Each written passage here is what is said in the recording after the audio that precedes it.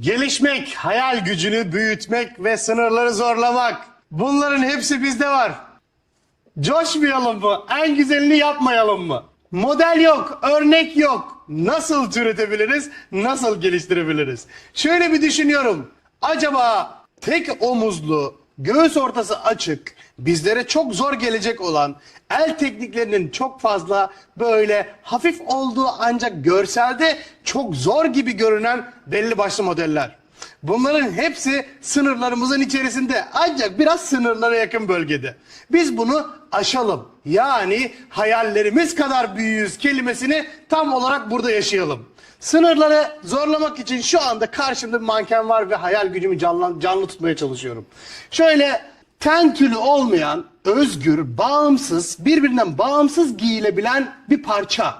Bunun şu göğsü buradan drapelerle veya herhangi bir malzemeyle kapalı olsa, yakaya gelip yakada birleşse, ortadan açık bir alan kalsa, bunun yanında da sol tarafına bir parça tamamen burayı kapatsa ve bunun üzerine bunun sıfır kol olması, sıfır kolun yanında ise buradan bir malzeme, bir kumaş akması. Bunun yanında da etekte yoğun volan, sonuç ne olacak acaba? Ben anlatıyorum, ben hayalini kuruyorum. Ancak önden şu anda ne demek istediğimi anlayanlar elbette olmuştur. Şimdi başlayalım. Elimizde yine şöyle bir yaklaşın yanıma. Başlamadan önce ben bunu biraz renklendirdim. Aynı şekli aldırdım ve şuradaki satenini alıp omzuna sadece iğneleyip montaladım. Bunun yanında da kalıbını da aynı hale getirince bu bunun amcasının kızı diyebiliriz. Şunun gibi bir çalışma yapalım bakalım. Kalıp çalışması, özgür bağımsız sistem, yani Bayarslan drapajı. Hayallerimiz kadar büyüyüz deyip şimdi öyleyse bir başlayalım.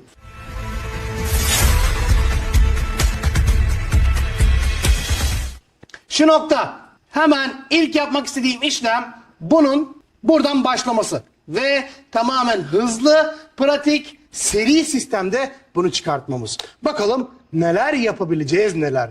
Bu sistemde, bu eğitimde burada neler alacaksınız. Alabilene çok şey var. Ancak biraz gözü açacağız, biraz kulağı açacağız. İyi dinleyip odaklanacağız, coşacağız. Ben enerjimden size paylaşacağım. Siz de bunu alın, değerlendirin, yapabiliriz duygusunu tavana çıkartalım. Geldim şuraya, hemen bakın bu parçamı dikey şekilde ekledim. Bunun yanında çift taraf çalışması yapacağım için istersek şu anda buradaki çalışmayı açabiliriz. Ancak ben birbirinden bağımsız ilerleyen parçalar halinde gideceğim için bir bakalım neler yapabileceğiz. Arkadaşlar şurada bunu her zamanki gibi şöyle yakaya kadar çıkartıyorum. Bunu da kumaş kaymasın diye omuza kadar aldım. Bunu ise dikey şekilde yerine bıraktım. Bel çizgimiz var. Yani bedenin bitiş noktası var. Ancak bizim orayla aslında işimiz yok. Her zaman olduğu gibi biraz orayı değiştiriyoruz. Geldim şimdi burayı böyle yaptım ve bunu da getirdim. Şu göğüsü istersek buraya pens atar, istersek atmayız ama ben pensli yapacağım. Rahat olacağım. Yani şöyle kumaşın düz ipini bozmamaya çalışacağım. Dikey dikey hatlar gelecek. Öncelikle buna bir karar verelim. Burayı ben böyle iğneledim ve aşağıya da indim bıraktım. Şunu arkaya bir sabitleyelim. Artık bizi rahatsız etmesin. Çok enerjik, çok canlı. Yükseltiyoruz, uçuyoruz. En iyisini yapıyoruz. Arkadaşlar geldim şimdi şu göğüs noktasında şuraları şu anda iğnelemiyorum. Birkaç tanesi bize yeter. Çok artık yoğun atmayacağız önceki gibi. Şimdi gelelim şu noktada eğer pens veriyorsa direktmen pensten kurtulalım.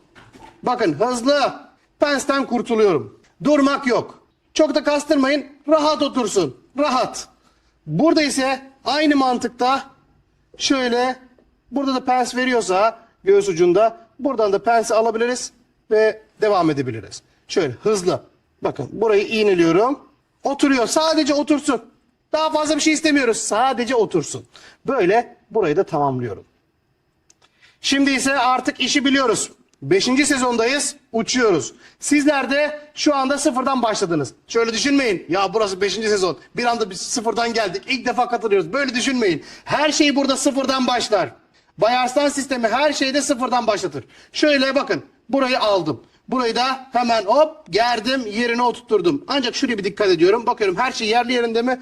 Tamam. Benim için bu kadar yeterli. Bakın. Oturdu. Başlangıç.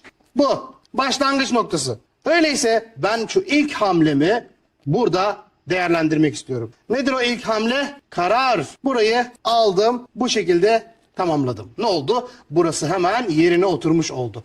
Burada başka bir işimiz var mı? Birazcık daha var. Şöyle gelelim artık şurayı da şu şekilde oturtturalım. Malzeme yok, saten yok, tül yok. Hayallerimiz var sadece. Düşüncelerimiz var. Hiçbir malzeme yok. Düşüncelerimizi canlı tutuyoruz bu noktada ve buraya bakın bu da geliyor buraya oturuyor. Şöyle fazlalığı da aldım. Şöyle omuza oturtturdum. Bu bir başlangıç noktası. Bu fikirler, bu teknikler sizlere ileride müşterileriniz geldiği zaman buradaki ufacık bir teknik size ışık olacak. Geldim şimdi buraya kadar durdum. Tamamsam eğer şurayı da şöyle devam ettirdim ve durdum. Bu nokta benim için yeterli. Başlangıç, hız, pratiklik. Hemen bir kalem alalım, durmayalım. Burada yapacağımız işlem arkadaşlar ben kısmi ilerleyeceğim. Bakalım neler yapabileceğiz. Yan nokta nereye gitmesi lazım? Örnek göğsü kapatması gerekiyor. Modelde her modelde göğüs kapanır. Burayı kapattım. Çizgimi buraya yerleştirdim. Buradan ise bunu da dedim ki bu da gelsin efendim şuradan başlasın böyle gitsin. Böyle bakın. Bu da buraya gelsin. Nereye? Tam olarak aşağı noktaya. Burayı bulduk. Bu bir başlangıç. Pekala diyelim ki şu modelimizin kendisi de şuradan başlasın. Önü açık olacak. Şuradan başlasın. Buraya gelsin. Hedef. Başlangıç. Hiçbir model yok. Örnek yok. Tamamen hayal gücü. Bunu yaptık. Tabii biz bunu yaptıktan sonra sizin elinizde çok güzel bir örnek olmuş olacak. Bunu böyle çıkarttık. Bunu çıkarttık. Burada bir bölge oluştu bizim için. Bunun yanına dersek ki bu ana hat. Bir de biz buraya dikiş payını verelim efendim. Hemen kalemi değiştiriyorum. Dikiş payını da şöyle görelim.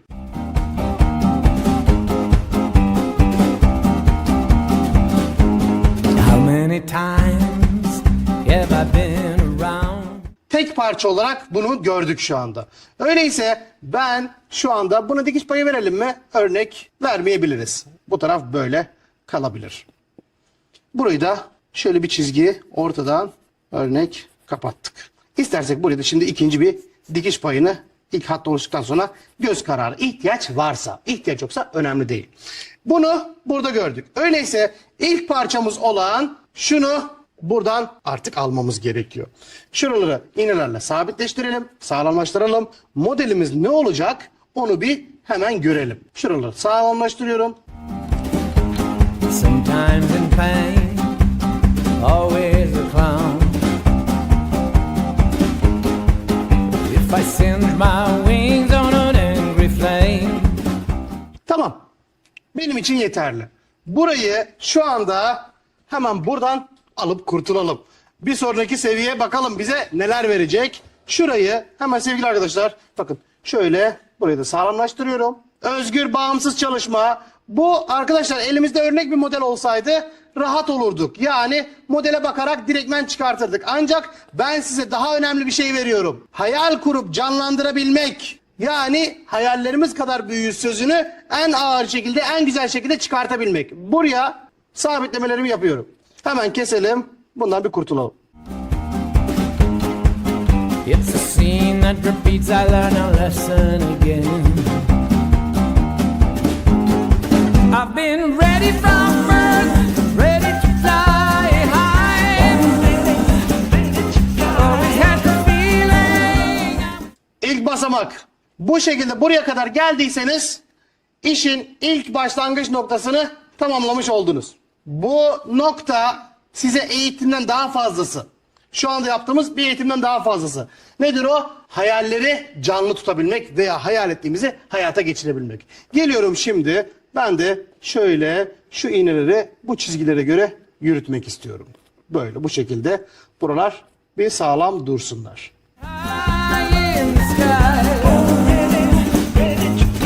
Will the seasons come so I go with the flow? From the seeds of a love a true bounty grows. From a million miles to under my nose. Bu hale hale geldik. Biz şimdi burayı bu hale getirdikten sonra bu bir parça. İstersek burayı biraz daha eğebiliriz arkadaşlar. Yani şu eğimi şöyle biraz daha şu bölgeyi açabiliriz. Hatta biraz da açılmak istiyor gibi. Çünkü kumaşın duruşuyla alakalı biraz daha eğimli ve güzel dursun istiyorum ben. Burayı da açmış olduk. Aldık. Tamam. Başlangıç için benim için yeterli. Şimdi ise bunun bir takviyeye ihtiyacı var. Örnek veriyorum yaka. Çünkü bu böyle havada tek başına durmaz.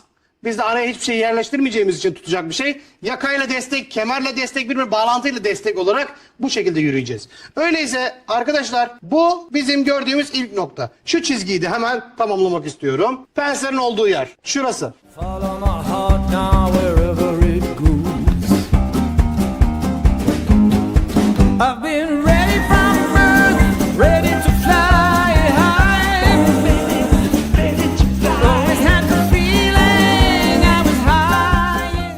Galiba tamamız. Şimdi hemen kaldığımız yer, bakın bu böyle bağımsız tek parça olarak duracak. Bunun yanına şuraya böyle ortaya doğru devam eden bir parça daha hayal edebiliriz. Bu tarafı da ne yapalım? Mesela burası omuzsuz olsun, burası omuzlu olsun. Tek parça gelsin istersek şöyle hemen buraya da devam ediyorum. Burası için şunu şu şekilde yakaya omuza götürebiliriz. Bu da böyle çapraz gelebilir. Bakın bu da böyle çapraz gelebilir. Öyleyse şuraya hemen iğneleri atalım.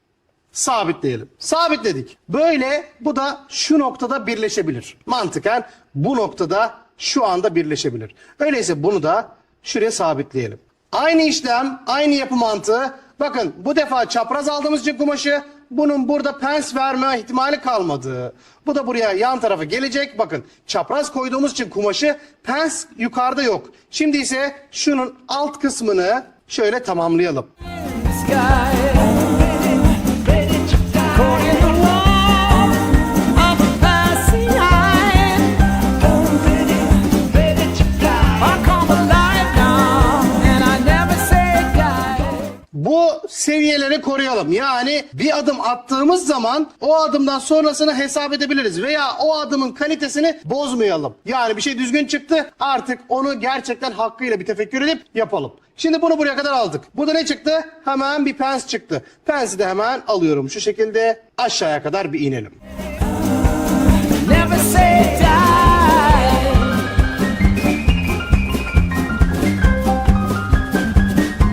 I've seen you before. Yeah, I detect. Benim için şu anda burası yeterli. Kol evine de ihtiyacımız olacak. Şimdi ilk başta ne dedik mankende? İki tarafın da çizgilerini yapalım. Belki tek omuz mantığı çıkartırız ortaya. Evet, bu tarafta da çizgiler olunca bundan çok ciddi anlamda istifade etmiş olduk. Öyleyse burayı da hemen istediğimiz gibi bir çizelim. Yolu bir görelim. Ondan sonra bakalım neler olacak. Ben de diyorum ki bu omuza gideceği için şurayı şöyle hemen sıfıra indirmeden böyle rahat bırakıyorum. Burası da benim için yeterli. Zaten şu düzgün çizgiyi onu görmek için yapıyoruz. From a future past where a mirror reflects. I'm on a merry-go-round, but it's never the same. From way far out, you know I come back again. I've been ready from birth, ready to fly high. Zemin güçlendirme mantığını bunda ihtiyaç olursa beraberce yapacağız. Geldim. Bu tarafı da çıkarttım. Güçlüyüz, iyiyiz, yüzümüz gülüyor, keyfimiz yerinde. Bunların hepsini inşallah en güzel şekilde yapacaksınız. Şöyle şurayı da açalım. Hoy, ella no llora por un bobo más. Eso ha quedado atrás. Hoy, se pone la y se lo va. No vuelve nunca más.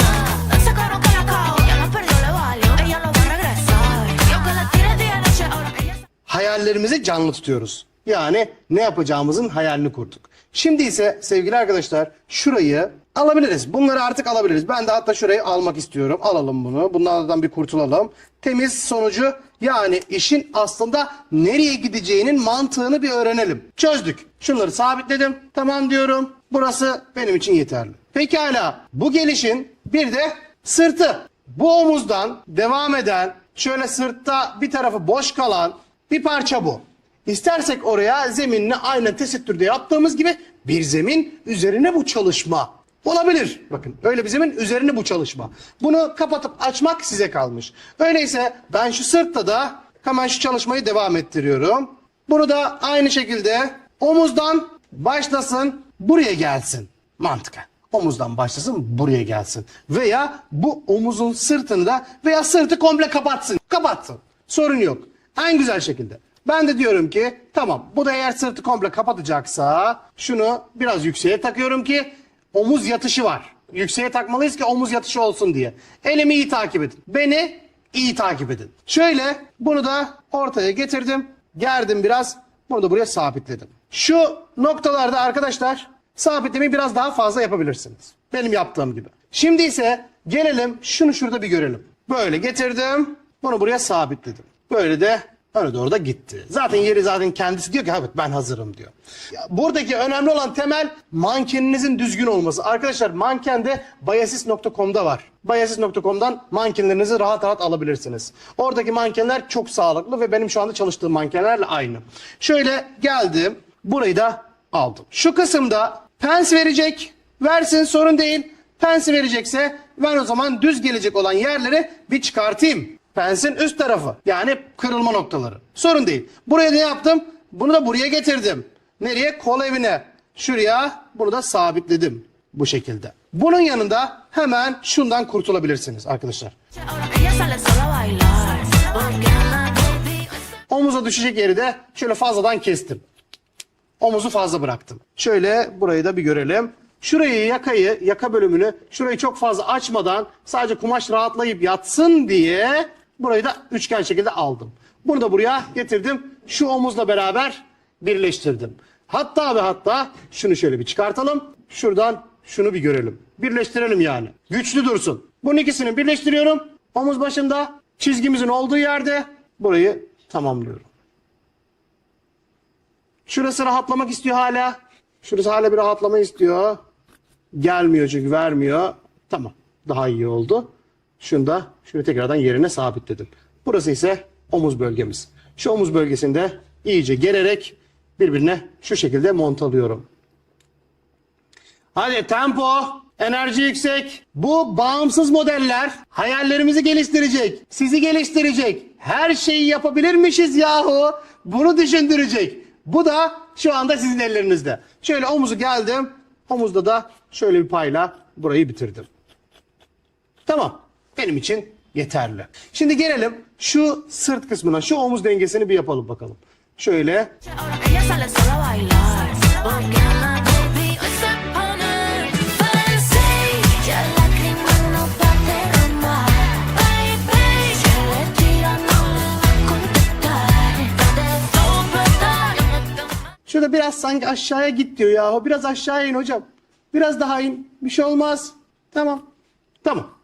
Bu bağımsız çalışmanın artık adım adım görünmeye başladığı yer. Ben de diyorum ki şurayı normal doğal, bakın böyle bir doğal. Kumaşın önemli olan düz şekli bozulmasın. Şöyle iplerin boyları bozulmasın. Sadece o önemli olan. Burayı da şöyle artık iğnelerle biraz destekleyelim. Şu şekilde. Aldım. Şu bitişe kadar. Sonra da şuradan bir kurtulalım. Thought I was thinking straight. Bunun da hemen altını bir açalım. Rahat rahat pensimizi yapalım. Bakın biraz uzun kesiyorum ki sonradan istediğimiz gibi onu regüle eder yani tıraşlarız. Şöyle burada da bir pens verecek arkadaşlar. Şurada bir kırılma noktası var. Hemen bu kırılma noktasını da alıyorum. It's always how this goes. Say I won't misbehave, but I lose control. Late at night, you're calling for me. Every time, playing make believe that we'll get it right. Who are we fooling? Gayet güzel. Bunun da şu çizgiden devam eden noktası yani bedenin bitiş noktasının olduğu yerde burası. Öyle çok da artık kendimi yormuyorum. Sırtın düz gelecek şekline göre bunu da ayarladım. Galiba buraya kadar tamamız. Bunu da şöyle Gerdim. Şöyle şuraya da bir bakıyorum. Ne var ne yok. Bakalım. Acele etmiyorum. Şurayı da biraz germek istiyorum aşağıya. Çünkü az sonra buna bir ısı vuracağız. Ve onu oraya iyice havasını alacağız. Rahatlayacak. Kumaş oraya gergin şekilde oturmuş olacak. Şuradaki şu fazlalıkta. Güle güle. Sen de gidiyorsun. Tamam. Bunu da almış olduk. Bakın böyle rahat rahat oturdu. Şöyle bir bakıyorum. Bir şey var mı? Eksik bir şey var mı? Şöyle inilir mi? Burayı da kapattım. Şu şekilde. Tamam. Şöyle kumaşımı burada biraz ufaktan düzeltebilirim. Çok ufak. Aldım. O kadar güzeliz ki ya. Nasıl rahat gidiyor böyle. Fır fır fır fır fır. Hemen bitiyor. Şöyle şunu bu halde gördük. Şu da fazla aldık. Bari oradan aldıysak efendim. Şurayı da al yahu. Call it what it is, babe. A simple fascination. Dikiş payını ayarlayabilirsiniz. Siz kaç santimden bunu dikiyorsanız o kadar çıkıntı bırakabilirsiniz. Ben ihtiyaç duymuyorum hocam. Yani şöyle söyleyeyim. Hocanız yarım santimden diktiği için çok fazla tedirgin olmuyor. Benim elim öyle alışmış. Sizler 1 santimden dikiyor olabilirsiniz. Ama ben sürekli hep alıştım, artık vazgeçemiyorum. Sürekli yarım santimde sabitim ben. Şöyle sırtına geldik. Hemen şu sırtında şu payını da buradan aldım. Süper. Bunu bir ütüleyelim. Isıyı vuralım buna. Sonra bakalım ne olacak.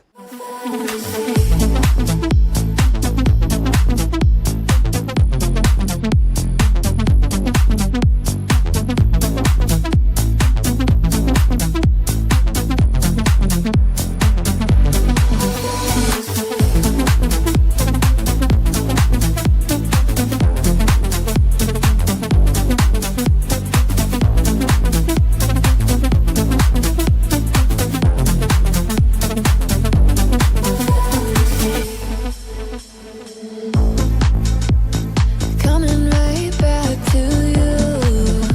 Seems like the thing to do.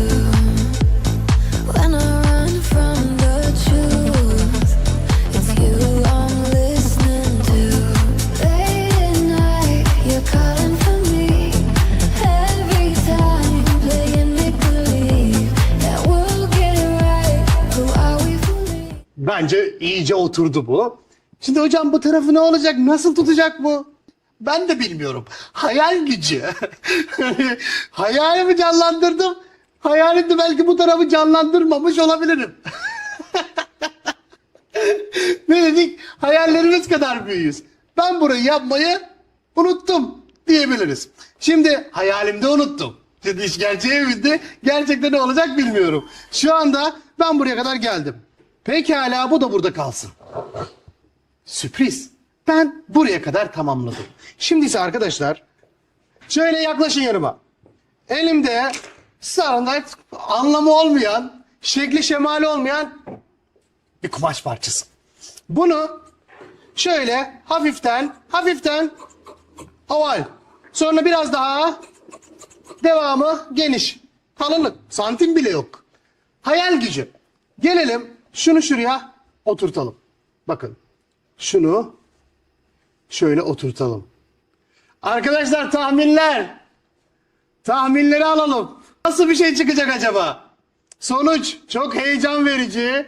Beni çok heyecanlandırıyor şu anda. Kendimden geçtim yani o derece. Şöyle yaka buradan döndüğü sürece sorun yok arkadaşlar. Yaka dönsün. Şu kumaş fazlalığı kırılsın. Hiç önemli değil. Zaten biz de tam olarak onu istiyoruz. Kumaş fazlalığı buradan kırılabilir. Gayet doğal. Şöyle kumaş kırıldı. Yani şöyle çok bastırmadan, çok da boğmadan, öldürmeden müşterinizi şöyle sırta kadar gelsin. Şu.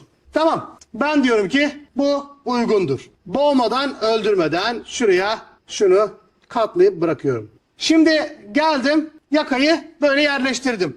Ancak onu bir temizleyelim. Sonrasında bakalım ne olacak. Yakayı bir çıkartalım ortaya. Şuradan, şu fazlalıktan her şeyden önce şundan bir kurtuluyorum. Bakın kendi kendine dökülecek şu anda. Hemen düşüp çıkacak.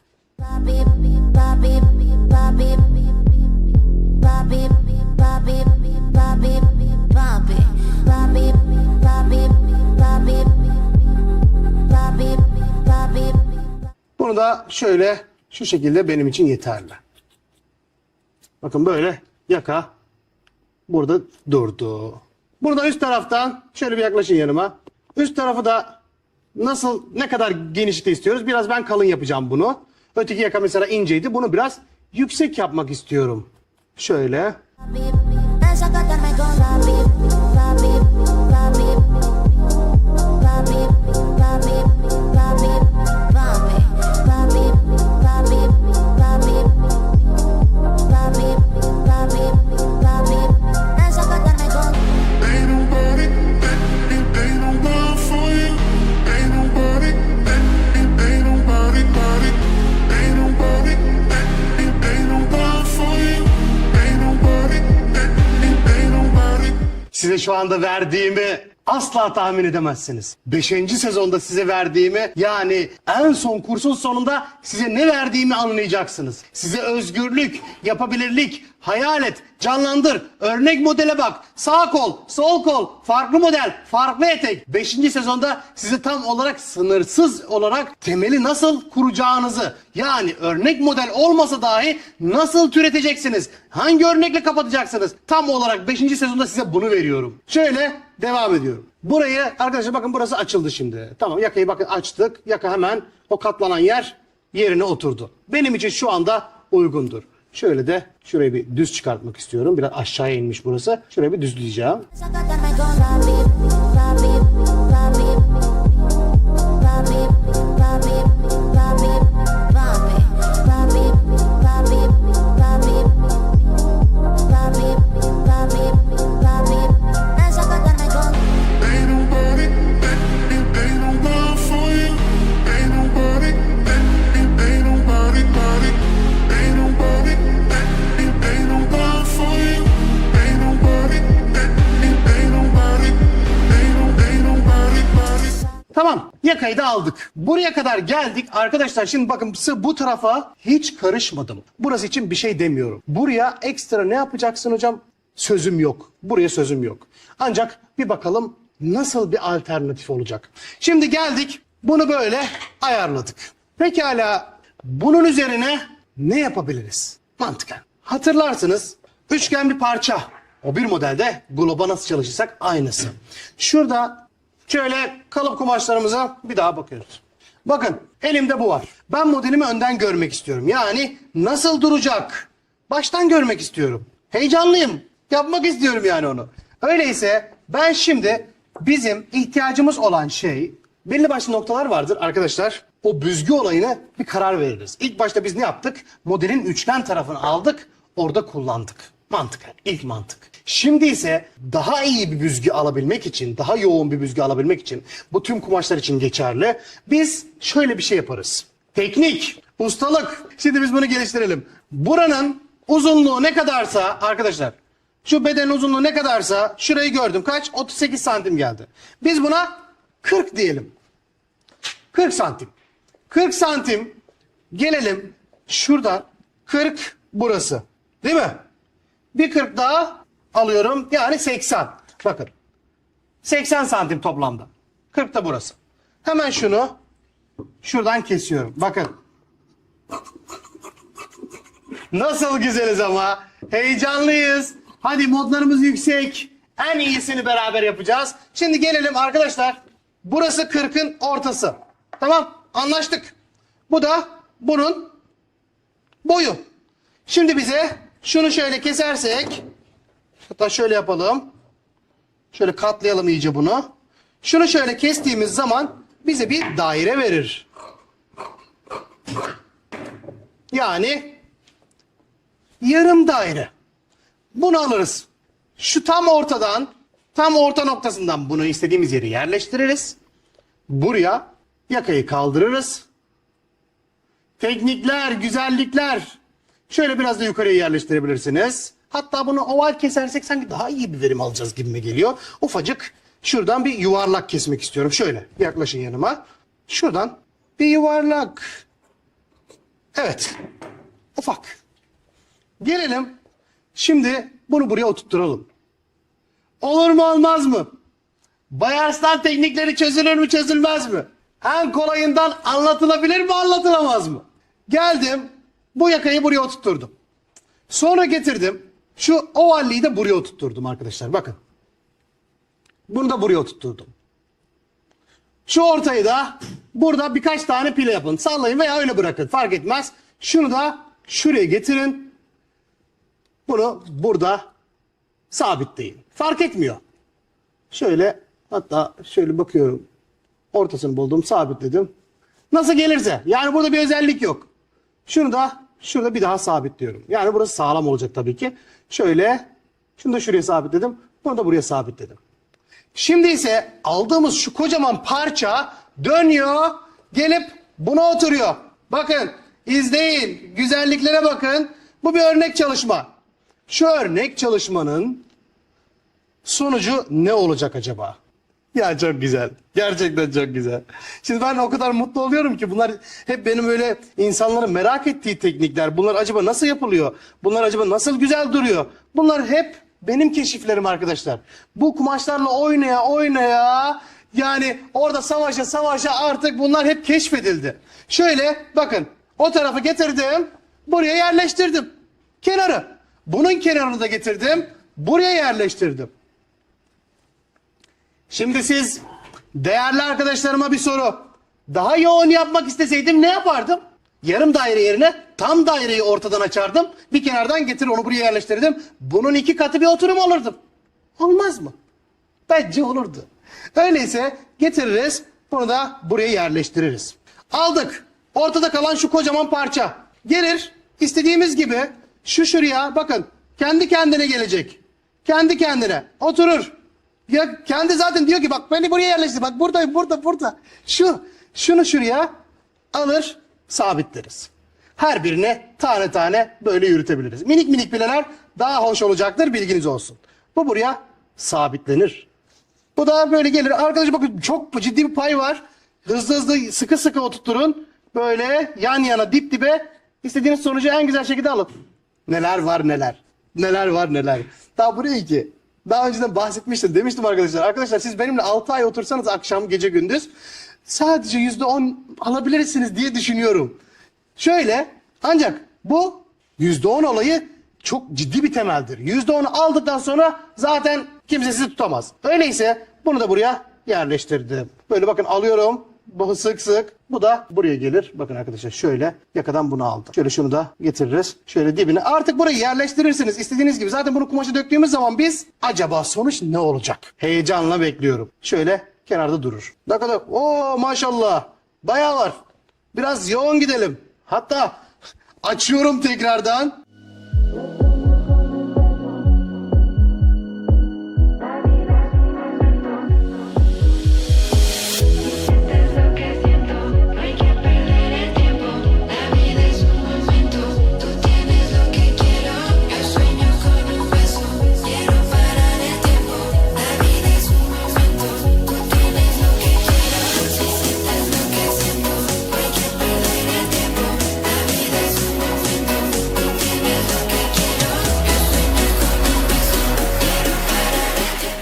Bir an aklıma ne geldi biliyor musunuz? Alt tarafı büz, üstü montala, üstü sabitle, alt tarafı büz, o tuttur gitsin. Aklıma o geldi. Bakalım ne olacak.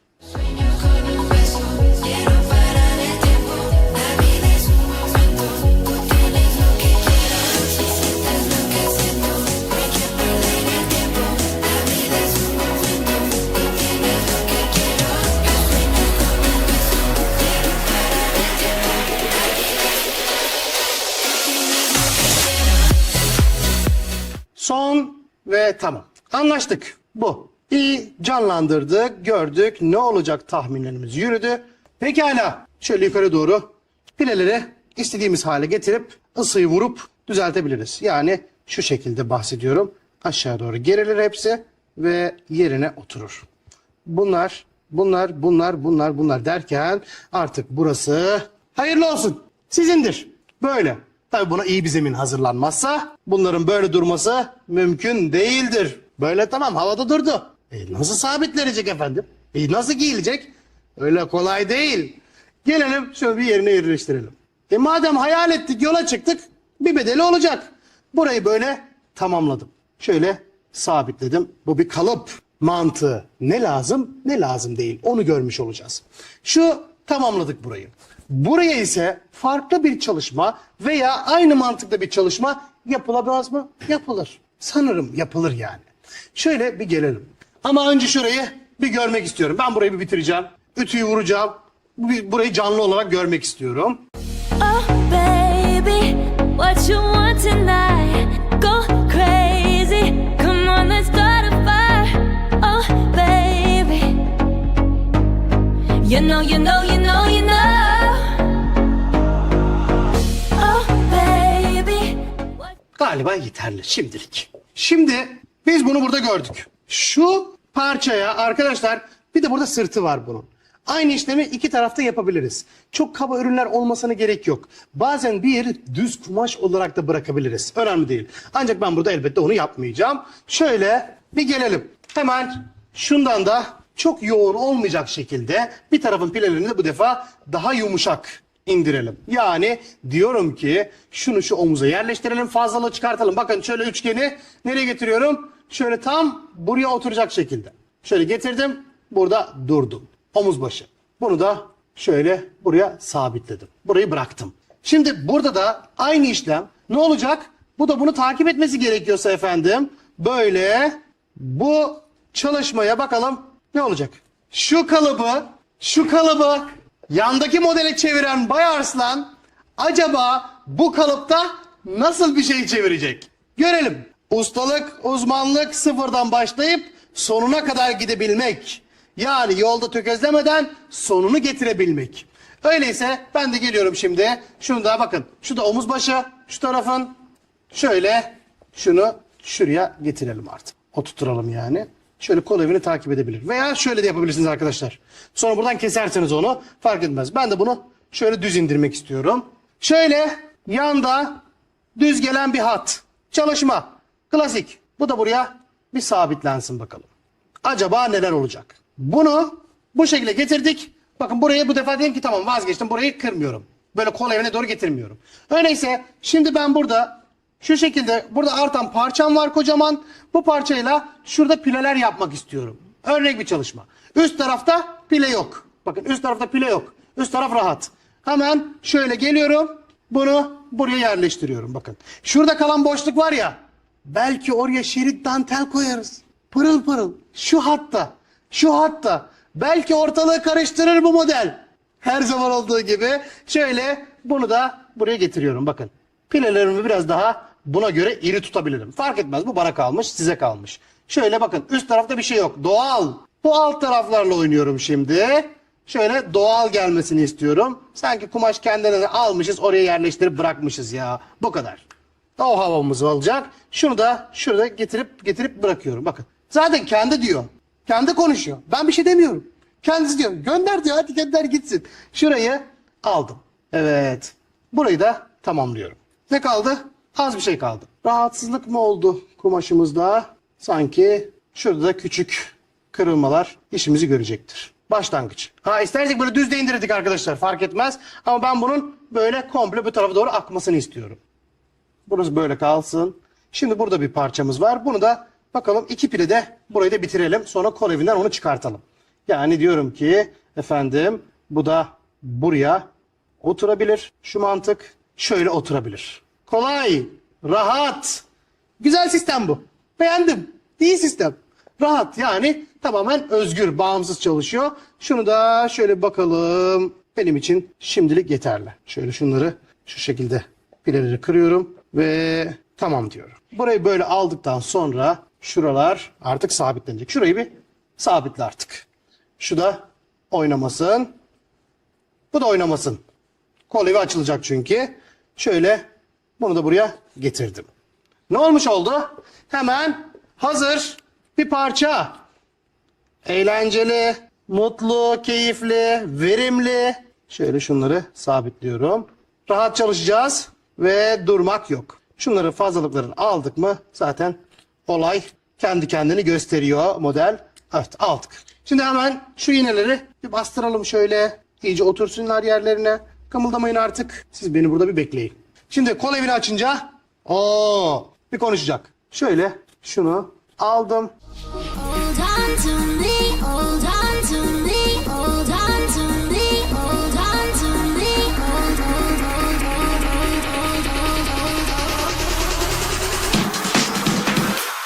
on to me, I'll hold on to you. Hold on to me, I'll hold on to you. Hold on to me, hold on to me,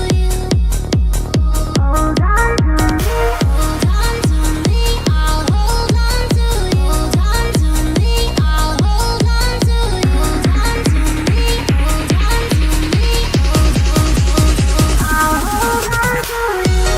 Şöyle sırtına baktığım zaman sırt kalsın. Sırtla alakalı bir planım var benim. Sırta bir şey yapmayacağım. Sırt kalsın. Şunun da şöyle bir ütüsünü yapmak istiyorum.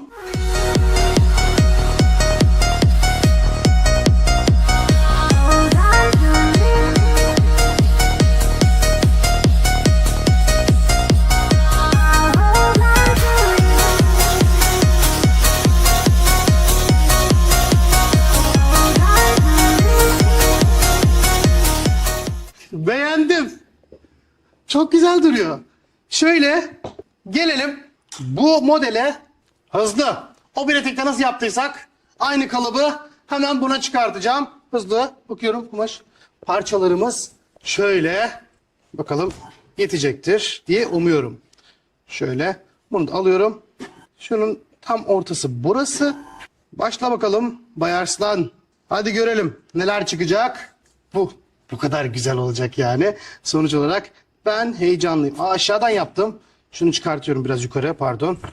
Şöyle biraz yukarıya çıkartıp öyle yapmam gerekiyordu. Yani yüksekten tutup öyle beli kesmem lazımdı. O yüzden şimdi tekrardan yerine yerleştirdim. Şöyle de bunu da yan tarafa kadar devam ettirdim. Ve burası da bana istediğimi verdi. Hemen şöyle şuradan biraz bolluk veriyorum o tarafa. Şu şekilde bolluğu verdim. Şu alt tarafı da şöyle rahat bıraktım. Serbest, rahat.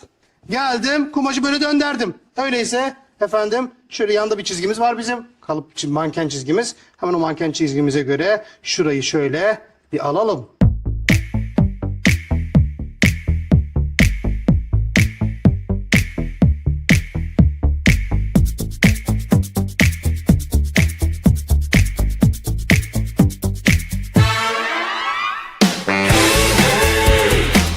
Make a getaway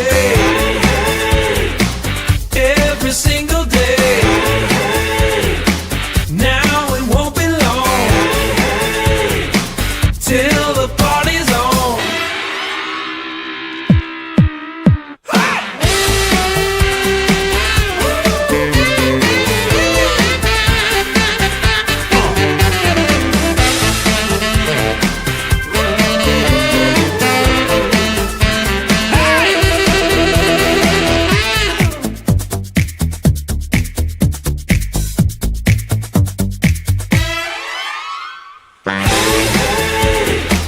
Make a getaway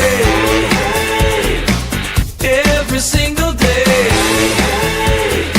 Now it won't be long till the party's on.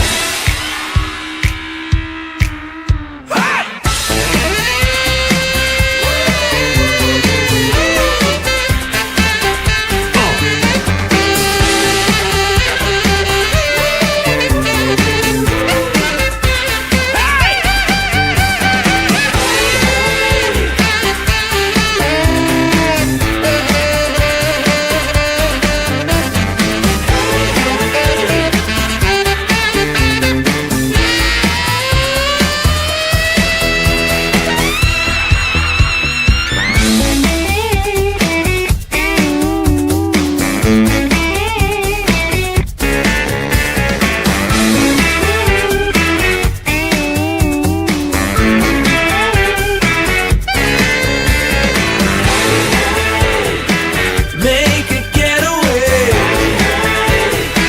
every single day. Now it won't be long till the party's on. Make a getaway.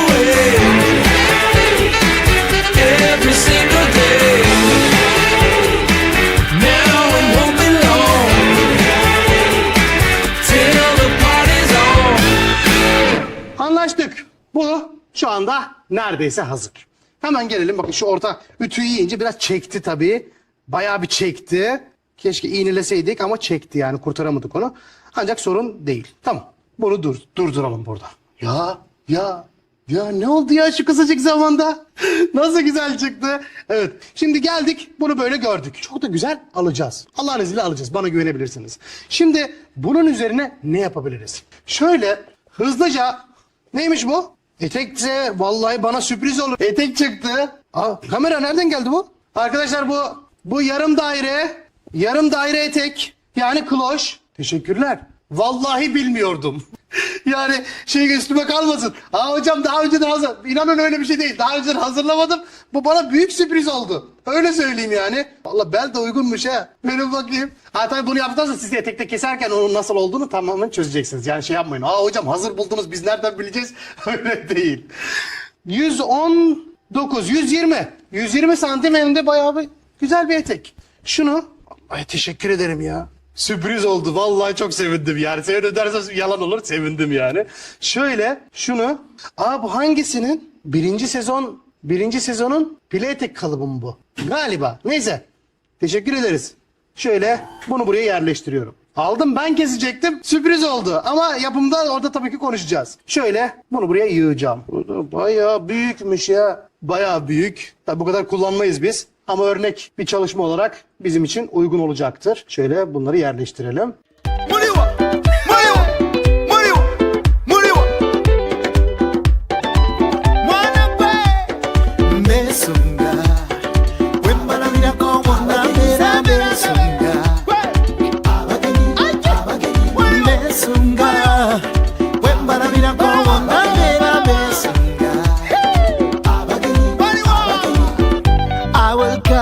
To the land of freedom, I will carry you to the land of peace. The waters, the black land, the green land, the sweet food, the energy. Africa. When Banamina come on, Mesunga. Mesunga. When Banamina come on, Mesunga.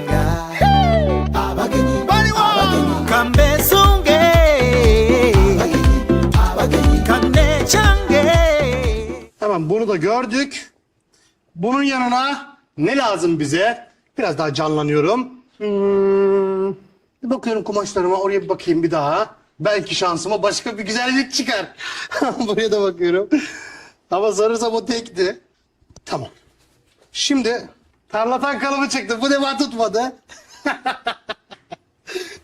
Tarlatan kalıbı çıktı arkadaşlar. Valla sürekli istif. Bakayım, evet tarlatan kalıbı bu. Neyse, sağlık olsun.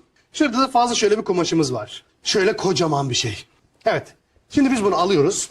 Bunu da şimdi şöyle hemen pileler. Yaklaşın yanıma. Şöyle yapsak. Şöyle topluyorum ya. Topluyorum, bir özelliği yok. Büzgüyle gideceğim. Büzgü mantığıyla gideceğim. Bu şöyle büzülecek. Ve belki herhangi bir omuzdan aşağıya dökülecek. Güzel olur.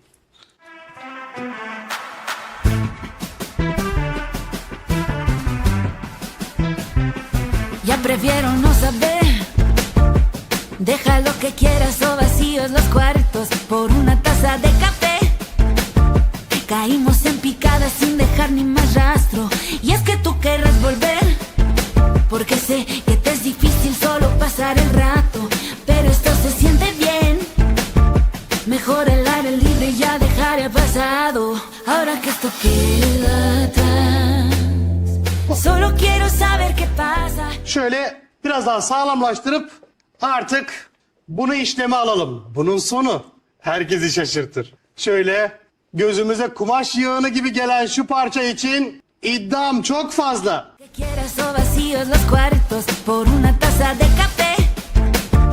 Caímos en picada sin dejar ni más rastro.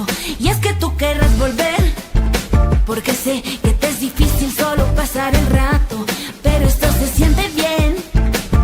Mejor el aire libre y ya dejar el pasado. Ahora que esto queda atrás. saber qué pasa. Es verdad que dolerá, pero esta sigue siendo mi casa. Voy a ver el amanecer, sentir el viento, bailar sin que tú puedas ver mis sentimientos. Gördük. Aldığımız sonuca inanamayacaksınız. Benden söylemesi. Benim iddiam bu. En iyi şekilde şimdi lafı söyledim. Altından da çıkmam lazım.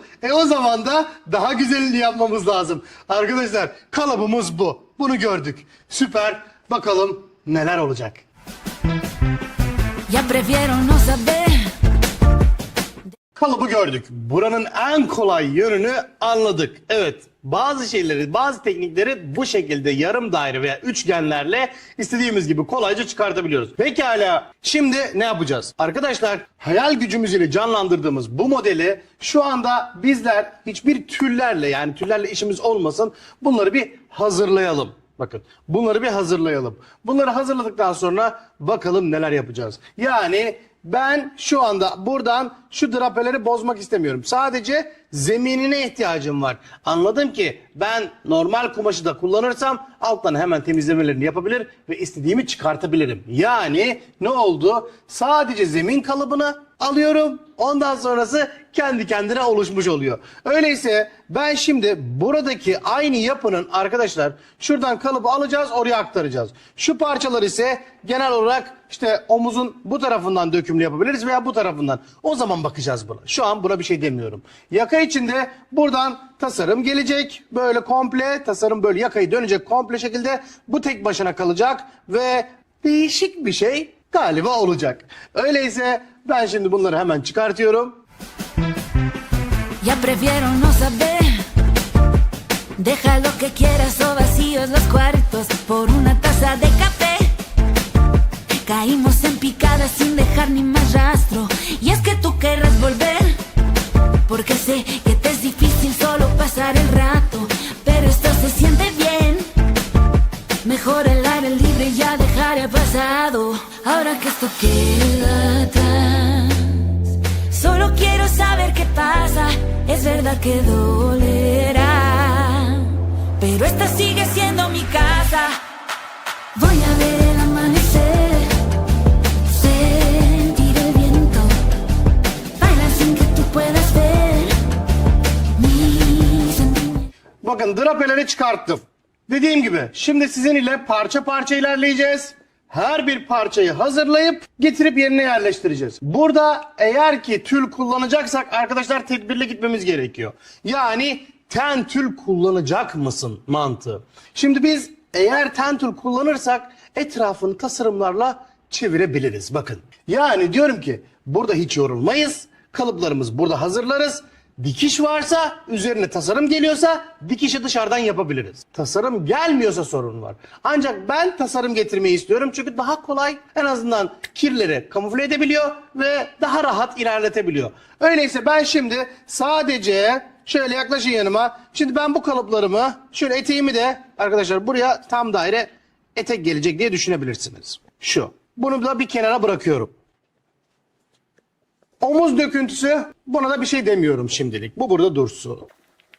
Şimdi ise hangi kumaşta çalışacaksın? Diyorum ki yine zümrüt asetat saten. Arkadaşlar hiç durmayalım. Pratik ve zeki davranalım. Şurada kumaşımı açtım. Kumaş katını da kumaşımın eni 150 santim. Kumaş katını da kendime doğru çevirdim. Şimdi ben parça parça adım adım yap yerleştir mantığıyla şimdi sizinle güzel bir çalışma yapacağız. Şunu görelim. Viento, bailar sin que tú puedas ver mis sentimientos. Al final te recordaré en el silencio. Ya no hay nada que decir. Esta vez terminó.